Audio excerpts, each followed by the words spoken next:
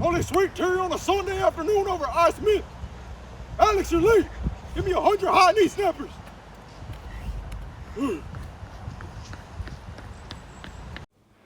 I'm so tired. Let me close my eyes for a bit.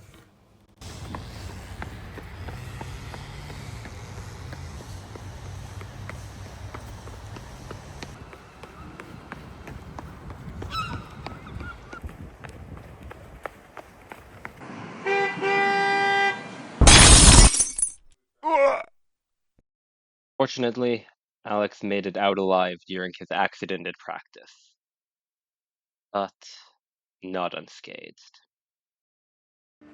Even though the situation is exaggerated, people are affected by impaired vision every day. This is because balance runs on three inputs: your eyes, your inner ear vestibular system, and proprioception, your body sense awareness. This matters in the real world. For people with low vision, and for older adults, that extra load is part of why falls happen.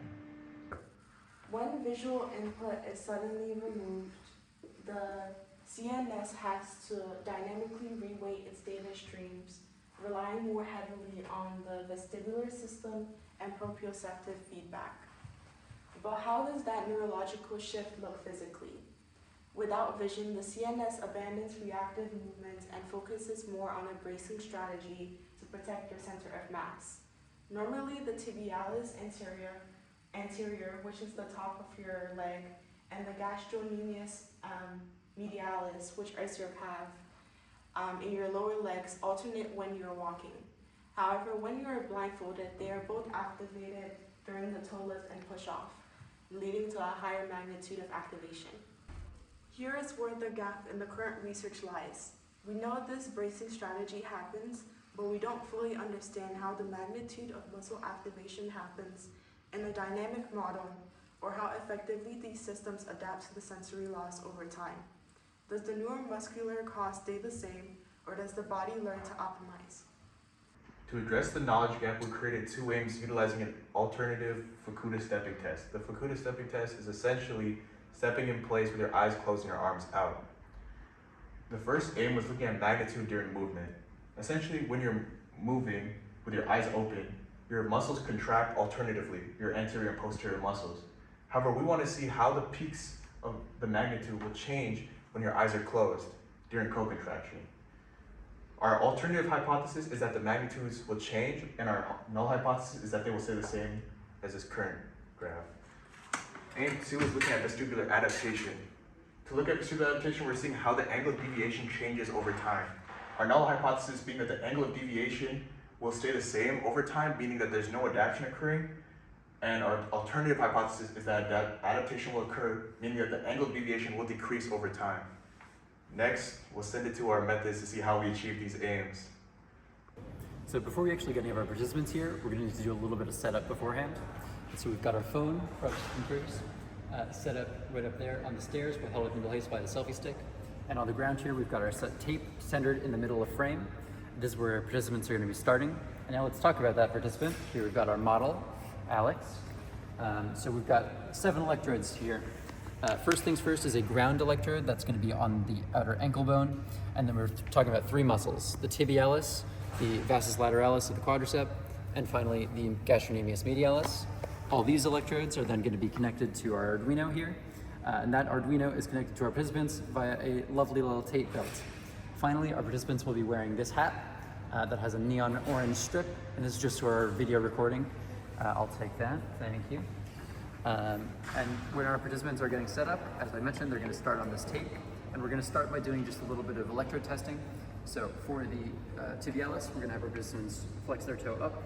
For the gastrocnemius, they're going to do a little calf raise. And finally for the quadricep, they're going to kick their leg out in front of them just like this. Before we actually start the test, we're going to give them some instructions. They're going to be doing a modified Fukuda test with their arms held out straight in front of them. And they're going to be walking in place for 100 steps at a comfortable pace. They're going to need to remember to hold their head out straight in front of them, just so we can get good video analysis.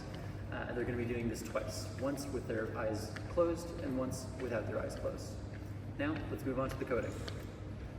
Using MATLAB, the raw surface EMG data is filtered to find the normalized RMS values at each point of peak muscle activity and compared between blind and non-blind trials to find if said muscle activity is significantly different.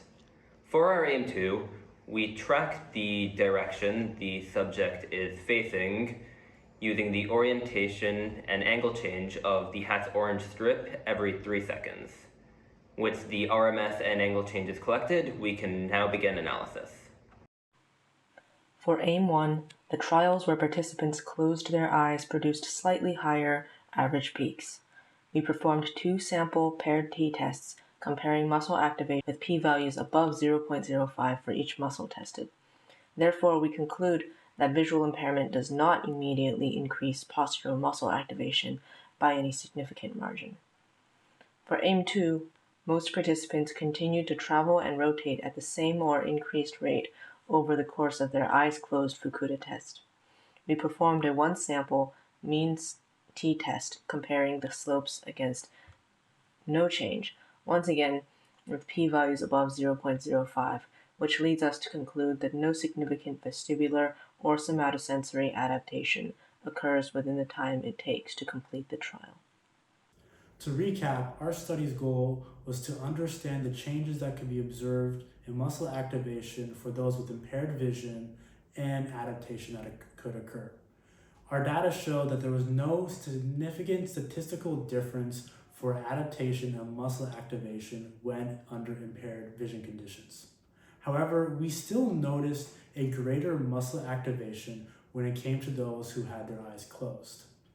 To moving forward, what we can do knowing this is trying to eliminate potential hindrances in our experimentation, like external noises that could help guide individuals during the test, or by increasing the testing window to observe adaptation at an easier rate. Ultimately, people with impaired vision suffer in their day-to-day lives because of their differences in balance.